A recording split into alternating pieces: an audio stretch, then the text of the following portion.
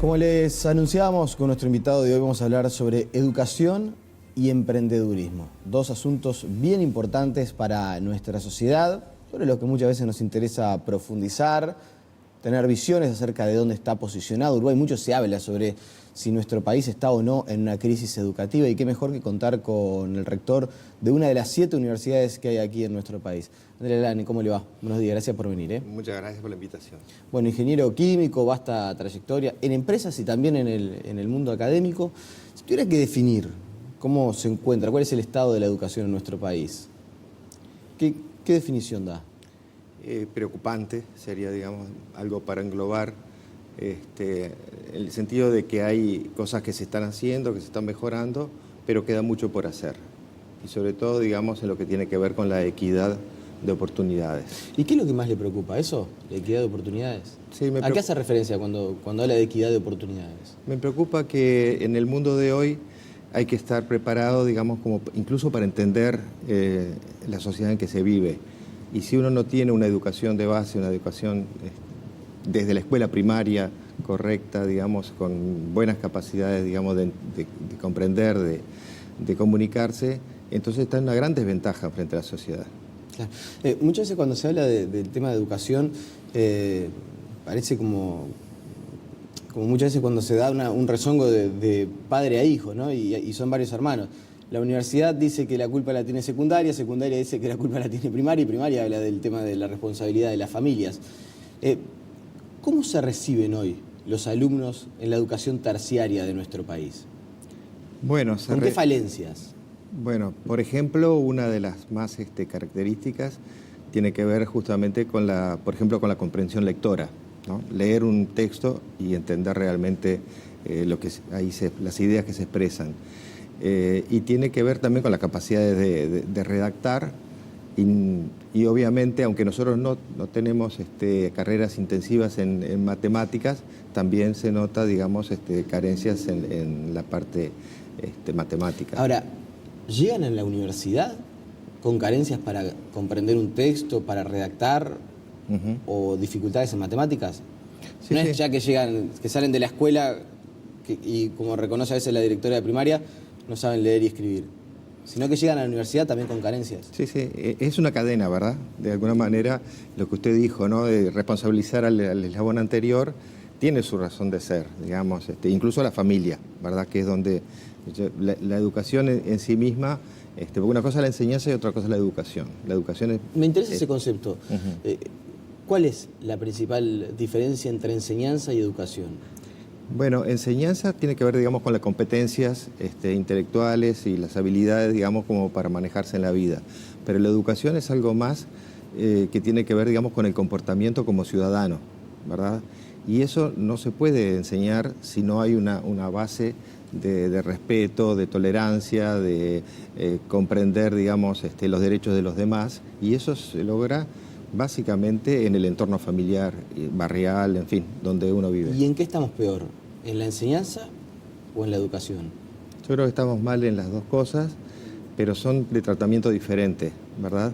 Nosotros podemos ocuparnos de la parte de enseñanza, y para ir un poco al ejemplo de lo que hablaba, en nuestra Facultad de Derecho hemos tenido que poner un curso para enseñar a escribir a nuestros estudiantes, porque uno no concibe un jurista que no sepa expresarse correctamente por escrito. Y eso es lo que estaba pasando. Veíamos que tenían unas carencias de base como para poder redactar y comprender, digamos, textos jurídicos. O sea que el panorama que usted está describiendo es realmente preocupante. Más allá de los diagnósticos que muchas veces se hacen, de la política de universalización de la educación, que muchas veces se insiste, que me imagino que eso será muy bueno para todos, cuanto más jóvenes, adolescentes, niños o personas adultas que hayan dejado de estudiar se reinserten en el sistema educativo, eso va a ser mejor para todos. Ahora, usted está encendiendo una luz de alarma que no es, por cierto, el primero que lo hace, pero sí lo está exponiendo claramente. Atención, tenemos que empezar a mejorar la calidad, eso es inexorable. Sí, uno de los defectos creo que tenemos como en nuestro país es que siempre buscamos culpables, ¿verdad? Y en estas cosas la culpa no es de uno u otro, todos tenemos una responsabilidad, digamos, en en salir de situaciones que son problemáticas y que nos comprometen hacia el futuro. No es solamente el destino de esos estudiantes, de esos chicos, de esas familias futuras, sino que es también toda la sociedad, porque el país tiene que, el mundo está en una dinámica que es lo que se llama la sociedad del conocimiento, ¿verdad? O sea, el que está fuera del conocimiento es como si estuviera fuera del mundo, está viviendo en otra realidad que no es la realidad de los que van adelante. Ahora, ¿sabes qué? Por ejemplo, muchas veces lo converso con personas vinculadas a las tecnologías de la información, que recibimos mucho, es un área que nos interesa, porque creemos que hay mucho para avanzar en nuestro país, y de hecho Uruguay, con dimensiones reducidas, en un rinconcito del continente, uno podría decir hasta en un rinconcito del mundo, es verdad que logra exportar muy buen material humano y generar muchas aplicaciones, bueno, mucho de eso del software que es de punta muchas veces y que ha generado repercusión a nivel mundial. Entonces uno se pregunta, ¿cómo se hace? O sea, y converso, si estamos tan mal en la educación, ¿cómo hacemos para que en algunos sectores el desarrollo sea tan bueno, que nos vengan a buscar profesionales de todas partes del mundo para llevárselos? ¿Cómo se comprende esa especie de dicotomía entre lo que todos reconocemos que está mal y que es preocupante, y sin embargo en algunos sectores que somos de punta? Bueno, creo que es un tema, digamos, de lo que son los grandes números y los pequeños números, ¿verdad? En los pequeños números no estamos mal porque el uruguayo tiene una característica, cuando tiene las condiciones para desarrollarla, de creatividad, digamos, de innovación, que son destacables, ¿verdad? Son destacables para un país de estas dimensiones, vamos a decir la verdad, ¿no es cierto? Nosotros no vamos a revolucionar la industria del software mundial, ni la de los videojuegos, ni la de la animación, pero podemos intervenir a través de ciertas personas que tienen esas capacidades, tienen esa creatividad y tienen esa potencia. Pero eso no tiene que ver tanto con el sistema educativo en su estructura, ¿verdad?, sino con las oportunidades que tuvieron esos chicos para desarrollarse. Y eso, de alguna manera, está buenísimo, pero no nos resuelve el otro problema. El otro problema seguramente lo que haga sea reducir el universo de personas que potencialmente puedan desarrollarse. No necesariamente. Las falencias a nivel educativo. Sí. Claro, ese es el asunto. Como que dan menos capital humano para desarrollar. Claro, digamos, personas inteligentes nacen todos los días en distintos sectores de la sociedad, pero algunos tienen oportunidades para ir hacia adelante y otros van a quedar muy limitados en su desarrollo. Incluso ahora se conoce muy bien, digamos, el problema de la primera infancia, ¿verdad?, de 0 a 3 años, que es crucial para el desarrollo de las capacidades intelectuales, el cerebro, ¿verdad?, la parte motriz, el tener una salud adecuada. ¿Se puede pensar cuántas personas inteligentes estamos dejando escapar por nuestros problemas educativos, en particular en enseñanza media y en primaria? Si nosotros sabemos que más de la mitad de los niños nacen en situación de pobreza o cerca de la situación de pobreza, es un hándicap enorme el que está dando el país, ¿verdad? Y si bien se están haciendo cosas en ese sentido, creo que todavía los resultados muestran que estamos lejos de resolver el problema. Y en cuanto al futuro, ¿están comprometidas las nuevas generaciones por este problema educativo? O sea, ¿cuánto tiempo nos puede llevar a demandar?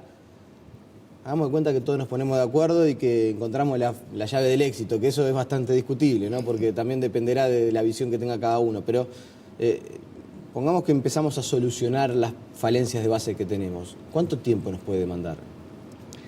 Bueno, nos va a demandar generaciones tal vez, pero eso es difícil de saber porque el mundo ha mostrado que cuando se hacen las cosas, ¿verdad?, países como Finlandia, es un ejemplo muy conocido y recurrente, ¿verdad?, pero quiere decir que los tiempos se pueden acortar mucho si hay un esfuerzo constante y en la buena dirección.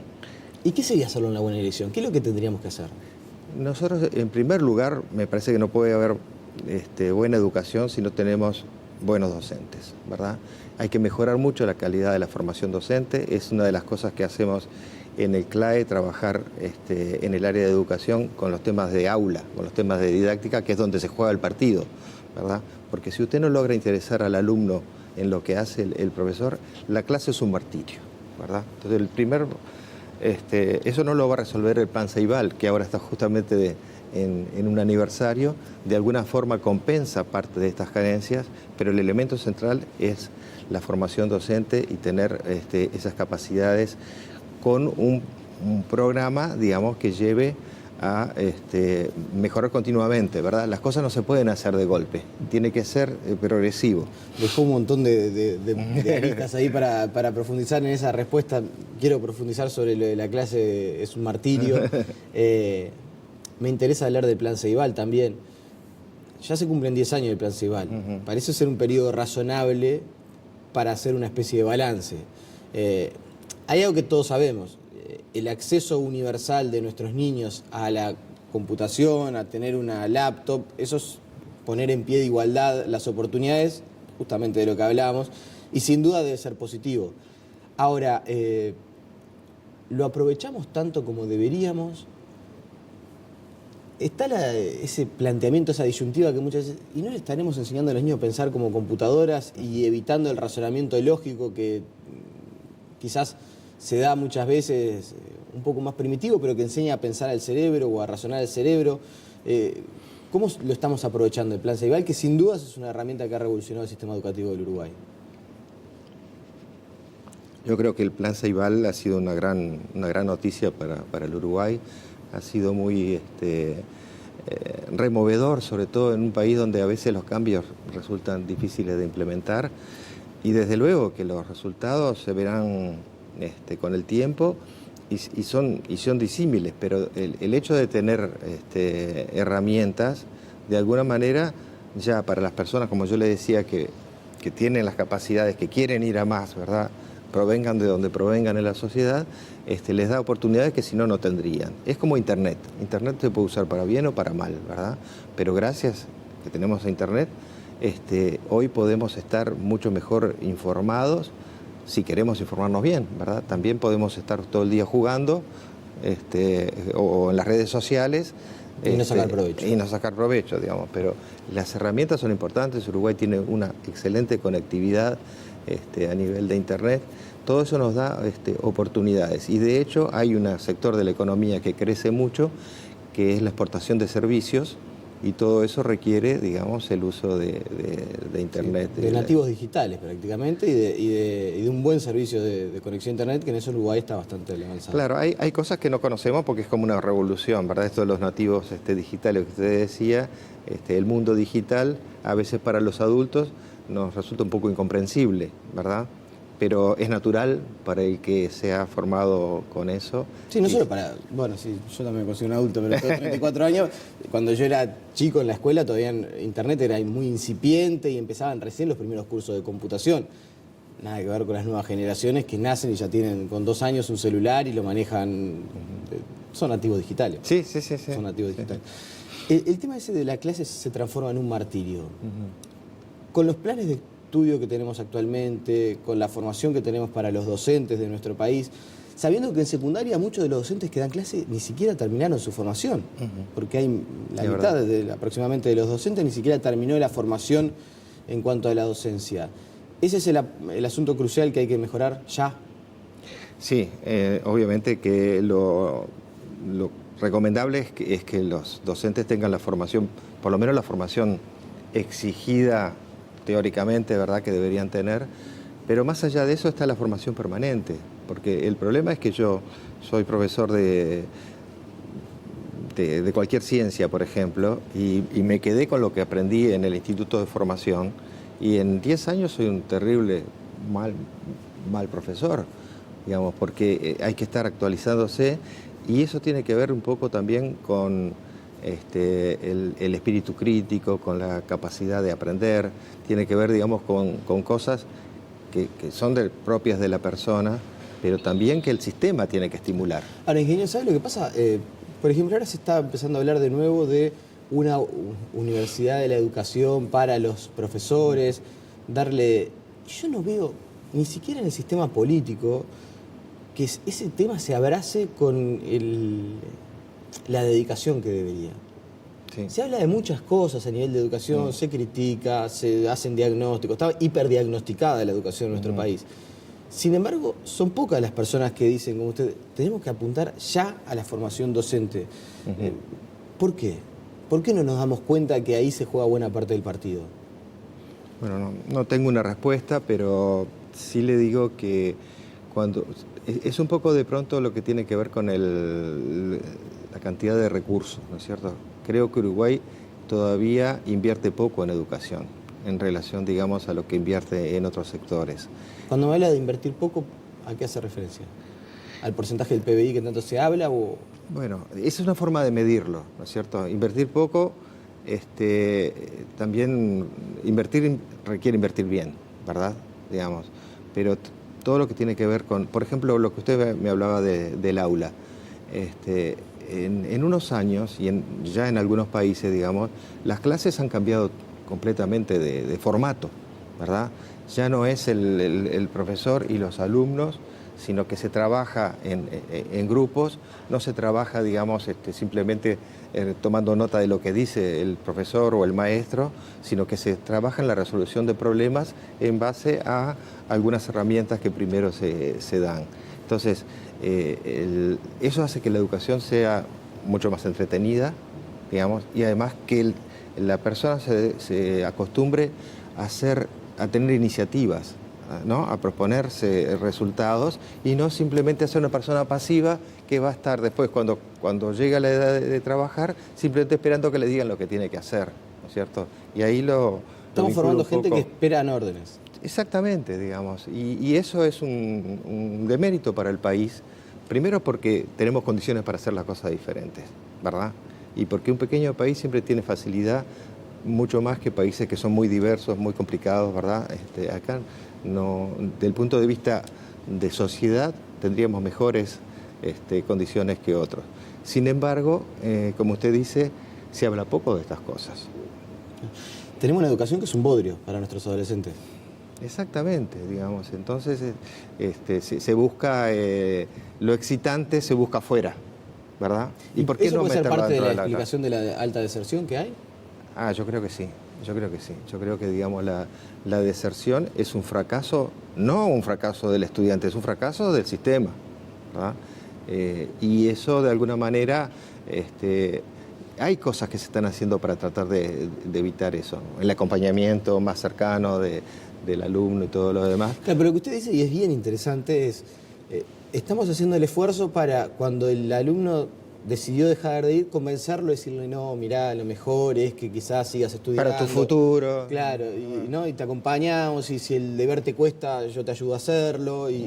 Ahora, no estamos pensando en por qué ese chiquilín deja de estudiar, y seguramente la clase que recibe no le estimula a seguir estudiando, no le genera interés.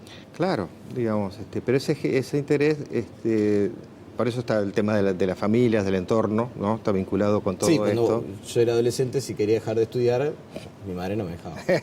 Claro. Para decirlo en términos formalmente correctos. Ahora los padres son muy permisivos y claro, consultan mucho. Tiene cosas buenas y malas, no vamos a demonizar. Pero evidentemente hacer atractivo ir. Es como, por ejemplo, exactamente igual a ir al trabajo como una obligación en la cual uno no saca ninguna satisfacción. Y muchísima gente va, pero si uno no se forma, no se capacita, va a tener un trabajo en el cual le va a costar levantarse para ir a hacer las 8 horas. Rector, de las últimas, la persona que nos acompaña en el día de hoy, no todo el mundo tiene por qué saberlo, Andrés Lalane, es un caso paradigmático de emprendedurismo después de los 50 años. Y muchas veces se asocia el emprendedurismo con la etapa joven, de formación. No termina la universidad, tiene un proyecto, tiene inquietud, tiene iniciativa, emprende. Y hablamos muchas veces de cómo desde la ANI, la Agencia Nacional de Investigación, se promueve ese tipo de cuestiones, qué tanto apoyo estatal se le da. Bueno, eso conversamos largo y tendido muchas veces. Ahora, también se puede emprender a los 50. Desde luego. Digamos, emprender es primero una actitud, ¿no es cierto? Segundo, digamos, hay que tener ciertas condiciones para lo que uno emprende, poder hacerlo correctamente, ¿verdad? Pero Uruguay lo que ha avanzado mucho, le voy a decir en los últimos 10 años, por ejemplo, es en todos los sistemas de apoyo para emprendedor, ¿no? En el microclima que se le llama del emprendedurismo. Exactamente, en ese también se llama ecosistema, ¿no? Digamos, un poco quiénes son los destinatarios, pero quiénes son las instituciones que de alguna forma están apoyando a esas personas. Y ahora está, digamos, todo el tema del emprendedurismo, digamos, de mayores de 50, la organización Seniors, ¿verdad?, que trabaja en eso. Y hay muy buenas experiencias. Ahora se nos va lamentablemente el tiempo, Sí. pero imagino del otro lado mucha gente que esté pensando y diga, yo ya tengo 55 años, ¿qué pasa? Pierden el trabajo y de repente se encuentran que el mercado laboral cambió, que ya no es tan fácil conseguir un trabajo de las condiciones en las que tenía cuando tiene 55 años, porque el mercado laboral muchas veces rechaza a esas personas que están cerca de la jubilación, y allí aparece una oportunidad de emprender, pero dicen, ya estoy grande para formarme, no sé si voy a poder tomar un crédito. ¿Qué le recomienda usted a quien nos esté mirando y que esté en esas condiciones? En primer lugar, digamos, que considere la posibilidad, ¿no es cierto? Digamos, porque a veces esa persona se pasa buscando trabajo, que es muy difícil de conseguir, y no piensa en la posibilidad de hacer algo por su cuenta. En segundo lugar, que no haga algo que le exija una formación muy superior a la que tiene, pero que trate de buscar en las cosas en las cuales está formado. Y en tercer lugar, sobre el tema de la parte financiera, hoy hay más herramientas, ¿verdad? Está el microcrédito, ¿no? Depende un poco del proyecto, pero hay que informarse bien porque hay oportunidades nuevas. Eso, de alguna manera, me parece que es lo que está cambiando. Y la última, los 30 segundos me quedan. ¿Y de dónde sacó la idea? Bueno, las ideas están por todos lados, ¿no es cierto? Y a veces la gente se enamora de la idea. Y la idea es muy importante porque de alguna forma tiene que ser original, tiene que tener algo atractivo, pero siempre el partido se juega en la ejecución, cuando se lleva la idea a la práctica. No hay que olvidarse de eso, porque hay gente que se cree que como tiene una idea brillante, ya tiene resuelto el problema. No, apenas empezó el camino. Andrés Lalane, le agradecemos por su presencia esta mañana aquí en la entrevista. Bueno, muchísimas gracias. Hacemos la pausa y seguimos con muchas más noticias.